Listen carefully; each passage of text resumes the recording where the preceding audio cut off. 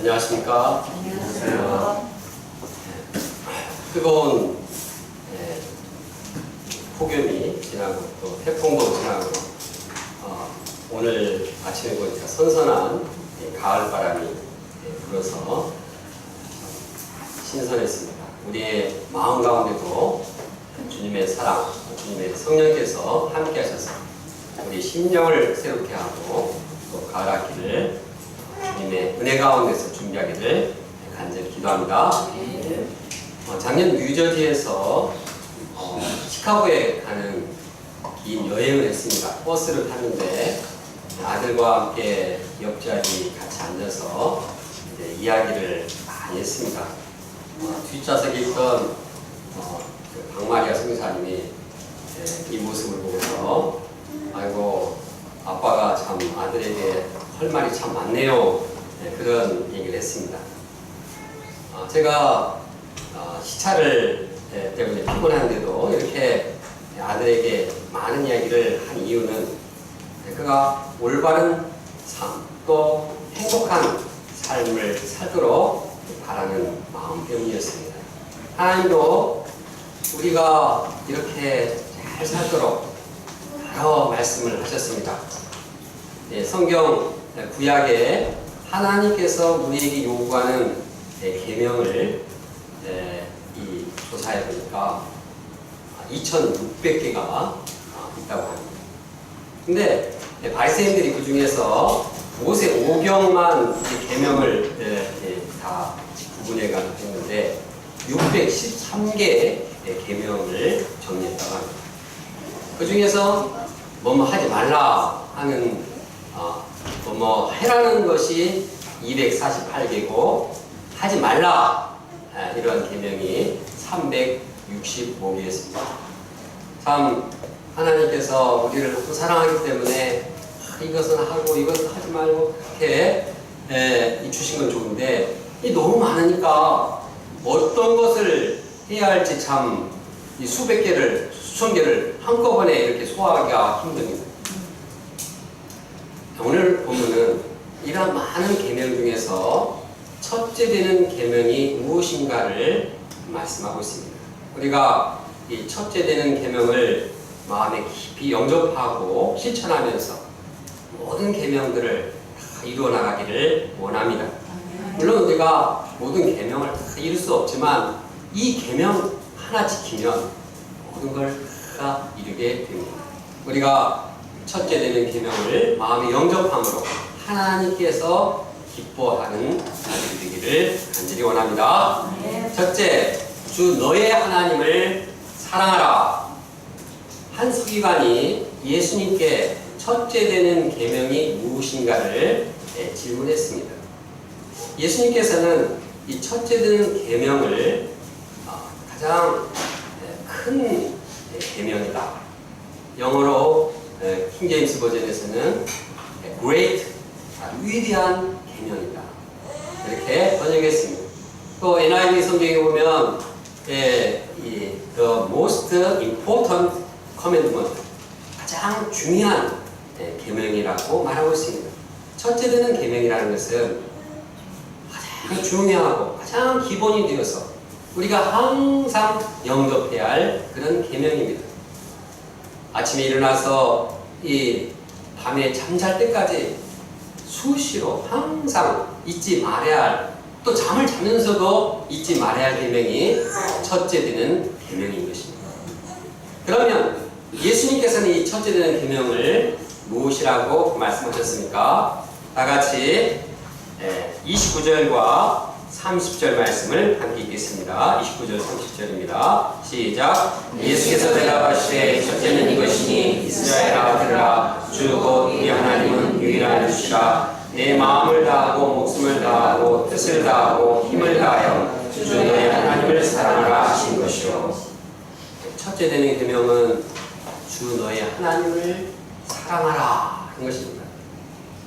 하나님을 사랑하는 것, 하나님과 온전히 이제 올바른 관계성을 가지고 사랑의 관계성을 가지고 인격적인 관계를 갖는 것이 가장 중요한 계명입니다.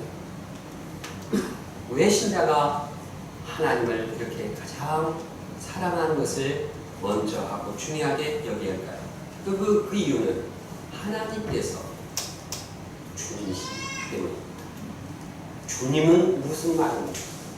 주님은 주인이요 모든 것의 원천이 된다는 말씀입니다.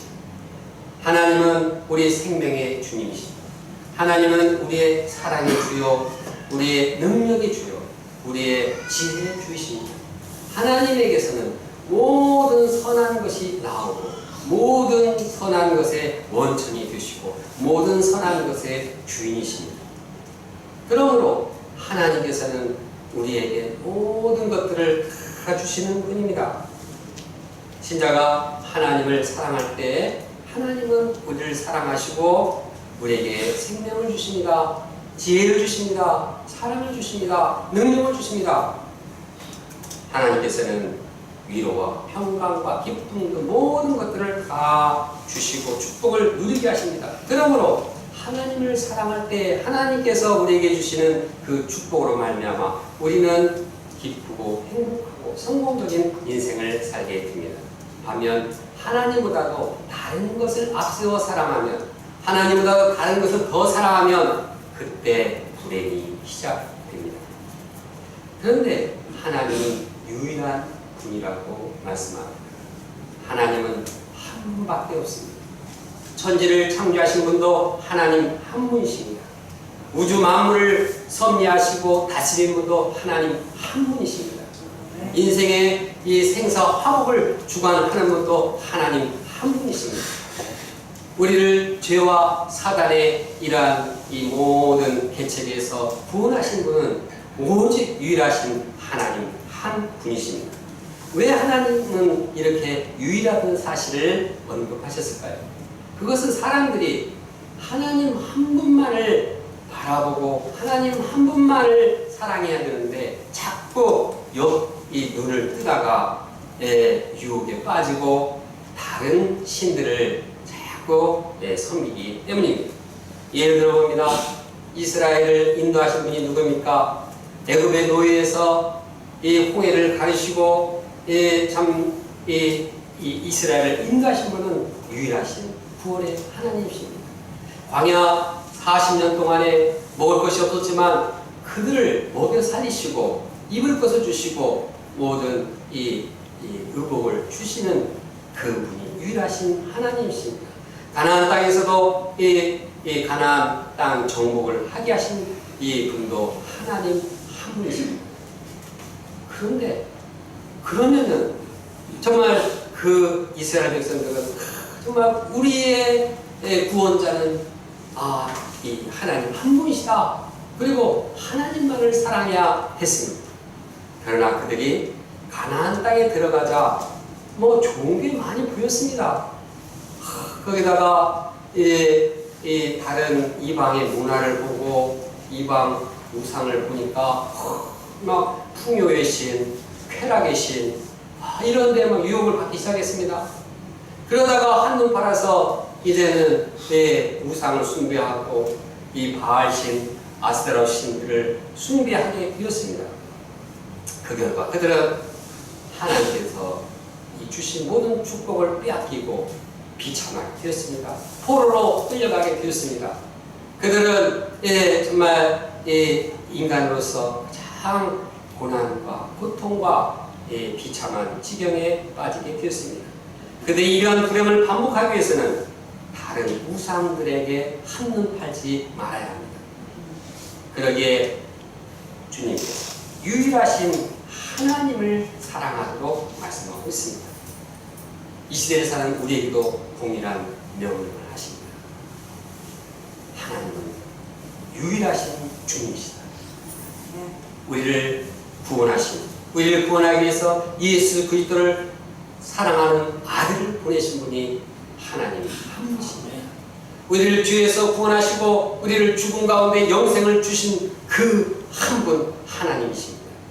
우리가 이 하나님 한 분이신 하나님만을 사랑해야 합니다. 하나님은 유일하신 주님이십니다. 그러면 이렇게 유일하신 하나님만을 사랑하기 위해서는 어떻게 합니까? 하나님만을 사랑하기 위해서는 우리가 하나님께 마음을 다해 사랑해야 합니다. 하나님께 목숨을 다해서 사랑해야 합니다. 하나님께 힘을 다해서 이 사랑을 해야 합니다. 뜻을 다해서 사랑해야 합니다. 형식적으로 대충대충 하나님을 사랑하다 보면 다른 것도 사랑하게 되고, 그러다 보면 다른 것에 유혹에 빠집니다. 돈의 우상, 쾌락의 우상, 종의 우상에 빠져서 점점 사람이 하나님을 떠나가고 하나님 사랑에서 멀어져 가게 되는 것입니다. 그러므로 우리는 마음을 다해서 한 분이신 하나님, 그분을 전폭적으로 사랑해야 합니다. 그렇게 할 때 다른 우상에게 마음을 뺏기지 않고 한 분 하나님을 사랑할 수 있습니다. 그러면 하나님을 사랑함으로써 해야 할 일이 무엇입니까? 사랑한다고 하는데 어떻게 하는 것이 하나님 사랑하는 것입니까? 사랑하는 것은, 하나님 사랑하는 것은 하나님 말 잘 듣는 것입니다. 하나님의 하신 말씀을 그대로 지키는 거. 아이, 네가 나를 사랑한다. 그러면 네가 나를 사랑하는 증거고, 내 말을 잘 듣는 것이 사랑하는 증거입니다. 자녀가 부모를 사랑하고 부모가 자녀를 사랑할 때 서로 말을 잘 듣고 그대로 하는 것이 사랑의 증거입니다. 성경에 하나님께서는 말씀하고 있습니다. 나를 사랑하고 내 계명을 지키는 자는 천대까지 은혜를 베푸느니라. 여기서 보면 하나님을 사랑하고 뭐라고 했습니까? 내 말을 지키는 자. 하나님을 사랑하는 거하고 하나님 말씀을 듣는 거하고 그냥 연결되었습니다. 따로 떨어진 게 아닙니다. 하나님을 사랑하면 그냥 말씀을 잘 듣는 것으로 나타납니다. 예수님께서도 말씀하십니다. 너희가 나를 사랑하면 나의 계명을 지키리라. 사랑하면 어떻게 한다고요? 계명을 지킨다고 했습니다. 그러므로 우리가 하나님을 사랑한다고 하면 하나님의 말씀을 잘 알고 그 말씀을 잘 지키는 것입니다. 그런데 하나님께서 이 말씀 계명 중에서 아주 중요하게 첫 번째로 잘 지키라고 하는 그것이 하나님께 예배드리라는 것입니다. 예를 들어서 10계명에 이 1계명에서도 4계명 보면은 뭐 다른 우상에 절하지 말고 하나님께 예배하라고 말하고 있습니다. 로마서도 보면 1장에서 11장까지 여러 가지 교리를 말한 다음에 그 다음에 너희들이 그 하나님의 자비하심으로 하나님의 사랑을 받았으니 뭐라고 했습니까? 너희가 드릴 영적 예배를 이렇게 해라. 예배드리도록 한 것입니다. 그러면은 예배를 드리는 데서부터 이제 마음을 다해서 하나님을 사랑해야 합니다. 오늘 이와 같이 예배를 드릴 때 좋은 것은 하나님을 다해 사랑하는 것이 아닙니다. 예배를 드릴 때 마음을 딴 데에 가고 딴 생각하는 거, 이것은 참된 하나님 사랑의 표현이 아닙니다. 마음을 집중해서 말씀을 듣고 말씀에 순종하고자 하는 것이 하나님을 온 마음을 다해서 사랑하는 것입니다. 일리에서 우리가 예배 때 핸드폰을 가방에 보관하면 좋겠습니다. 우리가 가방 보관함을 핸드폰 보관함을 사놨는데 저 뒤에다 갖다 놨지 한 번도 생각 안 했는데 좀 경고를 했는데도 계속 이 주일날 핸드폰을 보는 사람들이 있다고 제보가 들어왔습니다. 우리가 이제 온 마음을 다해서 예배 드릴 때 핸드폰 다 맡겨놓고 그냥 하나님 말씀에 듣는 데 집중하고 찬양하는 데 집중하고 기도하는 데 집중하고 온 마음을 주님께 향하기를 간절히 원합니다. 그런데 이렇게 주일날 예배 드린 것만이 예배가 다가 아닙니다. 예배는 삶입니다. 히브리어 어원에 보면 예배한다는 말이 경작하다, 일하다, 예배하다는 말이 다 똑같습니다. 다시 말해서 우리의 삶이 곧 예배가 되어야 하는 것입니다.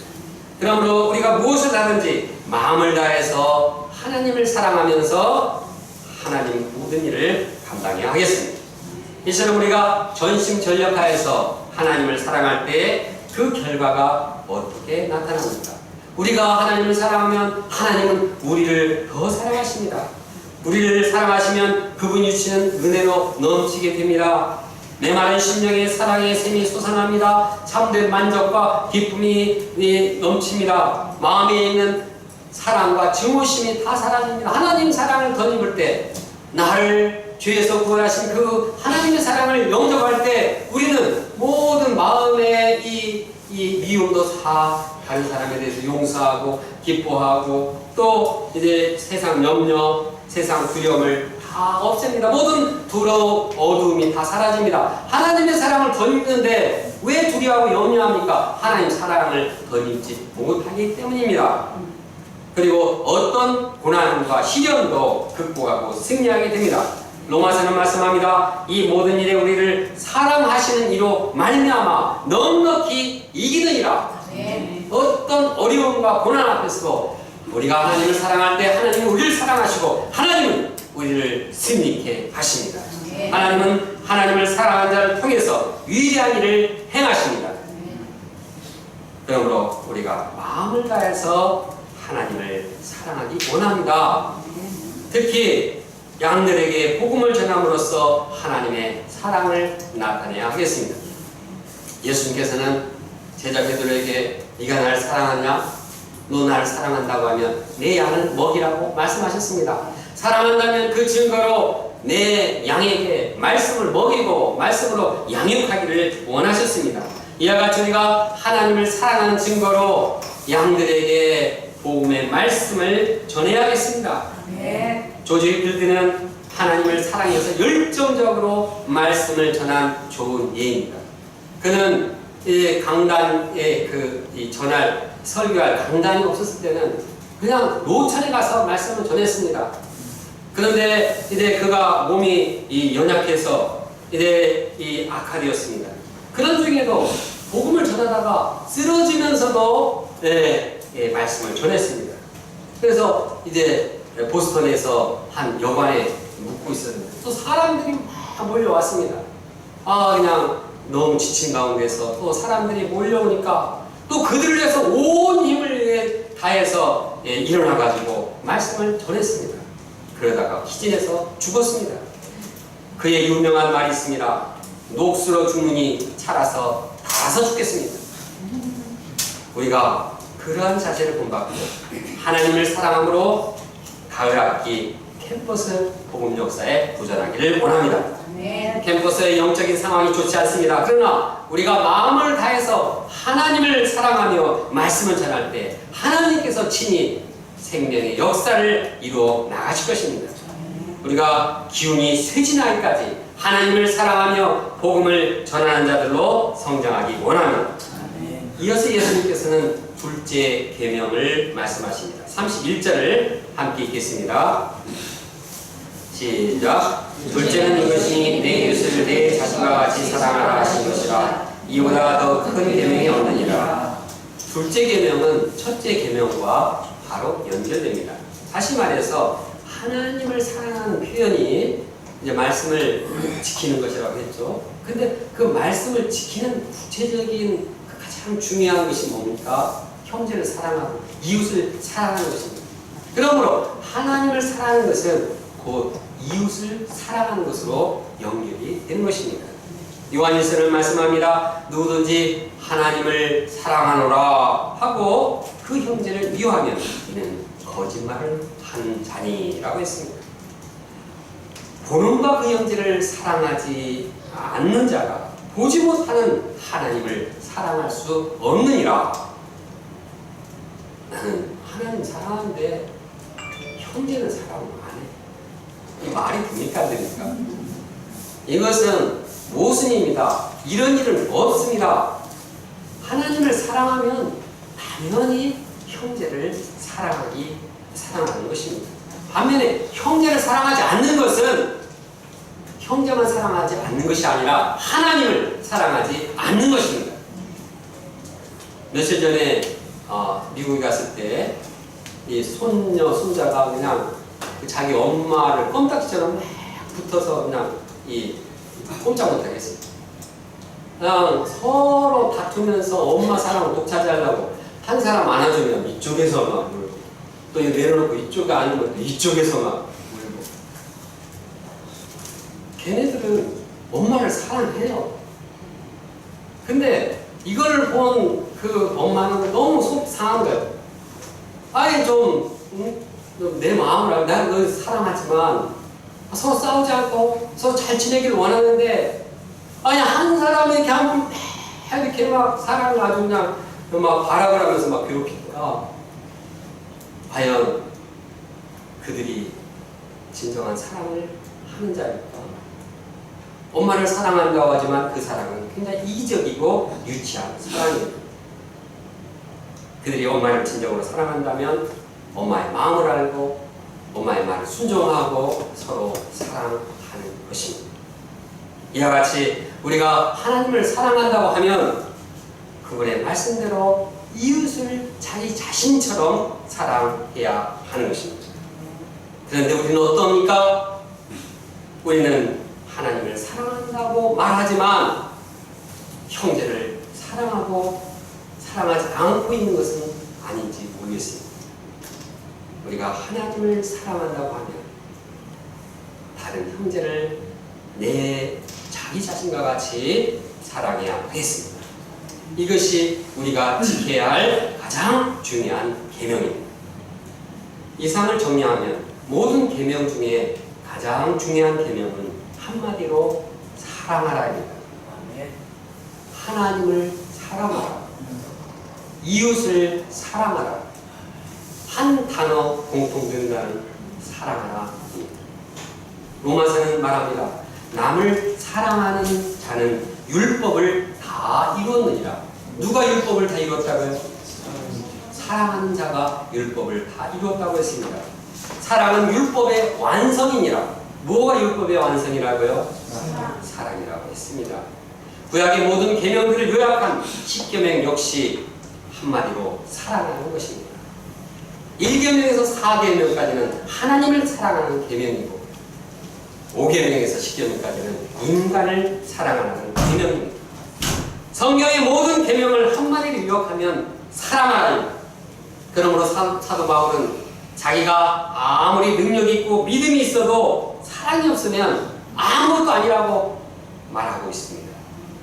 몸을 불사르는 헌신과 태산을 던지는 믿음이 있을지라도 사랑이 없으면 아무 유익이 없다고 단언하고 있습니다. 그러므로 우리가 마음 가운데 사랑하라. 자나깨나 불조심이 아니라 자나깨나 사랑하라. 이 말씀을 잊지 않기를 원합니다. 그리고 이 사랑하는 계명을 기억하고 실천하기를 간절히 소원합니다. 둘째, 높은 자리를 원하는 서기관들을 삼가라. 예수님께서는 성전에서 가르치면서 서기관들의 문제를 지적하고 있습니다. 서기관은 율법을 기록하고 율법을 가르치는 사람입니다. 하나님의 계명을 쓰고 기록하고 그 하나님의 말씀을 가르치니 얼마나 참 이 하나님을 사랑하는 자처럼 보입니까? 그러나 예수님은 그들이 하나님을 사랑하지 않는 자라고 드러내십니다. 어떤 점에서 그렇습니까? 그것은 서기관들이 하나님의 아들 그리스도를 제대로 모르기 때문입니다. 예수님은 이를 설명하기 위해서 다윗의 시편을 인용해서 말합니다. 다윗의 시편에서 보면 다윗은 이 그리스도를 주가 여기었고 하나님의 이 권세를 다 받은 이러한 하나님의 권세가 있는 분으로 고백하고 있습니다. 그러나 서기관들은 그리스도를 다윗의 자손 인성만 하나님의 사람이 아니라 그냥 사람의 아들로만 생각하고 있습니다. 그것은 이 서기관들이 하나님 아들을 모르는 것이고 하나님의 아들을 모르는 것은 하나님을 알지 못하는 것입니다. 하나님을 알지 못하는 사람이 어떻게 하나님을 사랑합니까? 그들은 잘못 헛다리를 짚었습니다. 하나님을 사랑한다고 말은 하지만 예수를 모름으로써 하나님을 진정으로 사랑한 자가 아니었습니다. 또한 그들은 이웃사랑에서도 낙제였습니다. 그들은 정식 서기관이 되면 종교 규약을 만들었습니다. 그리고 민사 또 형사상의 재판도 참여했습니다. 그들은 고난과 지혜를 누리면서 살았습니다. 이러한 고난을 누렸을 때 어떻게든지 다른 사람들을 사랑하고 섬겨야 했습니다. 그러나 그들은 이웃에 대한 사랑은 전혀 없었습니다. 그들은 긴 옷을 입고 시장바닥을 누비면서 다른 사람에게 절받기 원했습니다. 다른 사람에게 존경받기 원했습니다. 회당이나 잔치의 상석에 앉아가지고 섬김을 받고자 했습니다. 그들은 과부가 맡긴 재산을, 그 당시는 서기관들이 재판을 감당하는 변호사 같은 또 판사 같은 역할을 했기 때문에 과부들이 그 사람 믿고 이렇게 자기 유산을 맡기면 그냥 딱 집어 먹어버렸습니다. 이 사람들은 이웃 사랑이 아니라 이웃 갑질을 했습니다. 그들은 이 하나님 사랑, 이웃 사랑 전혀 없는 자였습니다. 이러한 서기관들을 향해서 예수님께서는 그 받는 판결이 더욱 중하리라 하고 경고하시고 계십니다. 우리가 서기관들과 같이 겉으로는 하나님을 사랑하는 척하지만 예수님이 누구신지도 잘 알지 못하는지 점검해 봐야겠습니다.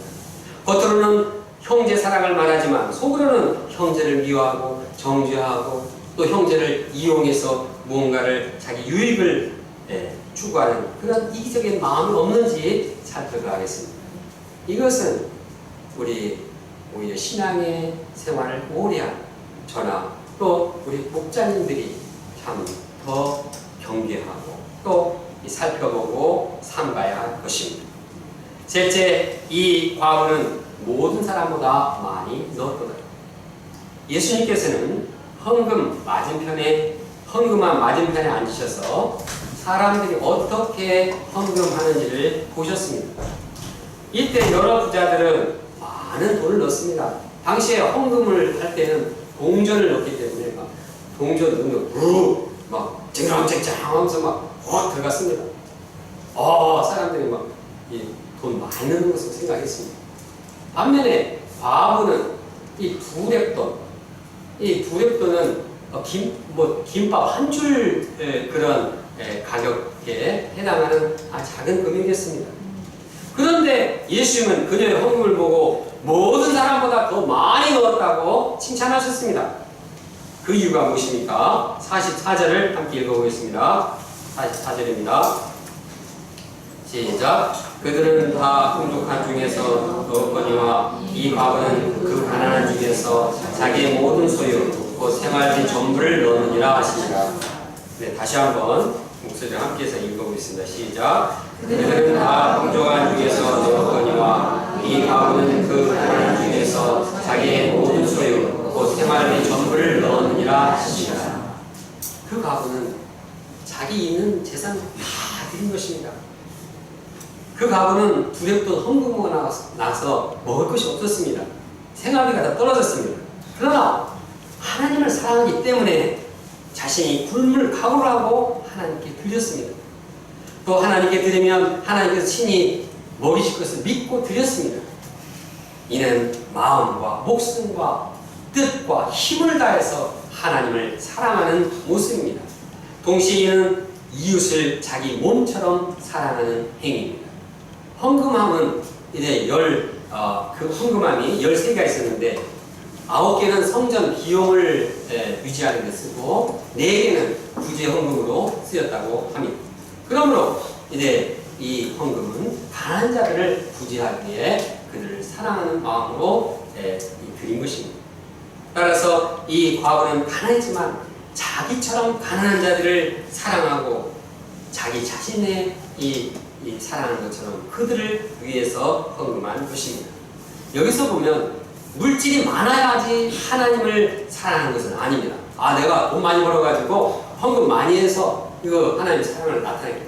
그렇지 않습니다. 지혜와 고난을 누린다고 해서 하나님을 사랑하는 것도 아닙니다. 오히려 가난하고 인간 조건이 초라해도 마음을 다해 하나님을 사랑하고 이웃을 사랑할 수가 있습니다. 내게 있는 두렙돈을 찾아서 주님께 드릴 때 하나님께서는 이것을 인정합니다. 진정으로 하나님을 사랑하는구나. 이웃을 사랑하는구나. 나는 없으니까 난 몰라 이것이 아니라 내게 있는 그 작은 물질, 내게 있는 그 재능, 내게 있는 정말 이 연약한 몸이라도 기꺼이 다 들여서 하나님을 사랑하겠다. 요즘 나이가 들으니까 아이고 옛날보다 이제 안 되니까 참 하나님 사랑하기 힘들다. 그렇게 생각을 했는데 이 말씀을 보고 회개했습니다. 아, 내가 힘이 없을수록 오히려 그 없는 힘을 다 드릴 때 하나님께서는 그 마음을 다하는 그 사랑을 인정해 주시는구나 하고 깨닫게 되었습니다. 우리가 이제 내게 있는 이 적은 것, 내게 있는 이 작은 것들 아낌없이 드림으로써 하나님을 기쁘시하기를 원합니다. 하나님 사랑과 이웃 사랑을 보이기를 원합니다. 본문을 정리합니다. 모든 계명 중에서 가장 중요한 계명은 하나님을 사랑하고 이웃을 사랑하라는 것입니다. 그러므로 신자는 하나님을 사랑해서 말씀에 순종하고 전심으로 예배드리는 삶을 살아야 하겠습니다. 또 형제들을 자신과 같이 사랑해야 하겠습니다. 그리고 사랑의 증거로 형제들에게 이 복음의 말씀을 전함으로써 말씀에 꼴을 줌으로써 생명을 살려야 하겠습니다. 그러나 서기관들은 그리스도 예수님을 잘 몰랐습니다. 이기적이었습니다. 그는 하나님 사랑으로 이웃 사랑으로 할 줄 모르는 낙지였습니다. 반면에 한 가문은 자신의 생활비 전부를 헌금했습니다. 그래서 하나님 사랑, 이웃 사랑의 모범을 보였습니다. 우리가 그 과부와 같이 자신의 모든 것을 드려서 첫째 되는 계명을 지키는 자들이 되기를 간절히 원합니다. 다 같이 29절, 30절을 함께 읽겠습니다. 29절, 30절입니다. 시작. 예수께서 대답하시되 첫째는 이것이니 이스라엘아 들으라. 주 곧 우리 하나님은 유일한 주시라. 내 마음을 다하고 목숨을 다하고 뜻을 다하고 힘을 다하여 주 너희 하나님을 사랑하라 하신 것이요. 기도하겠습니다.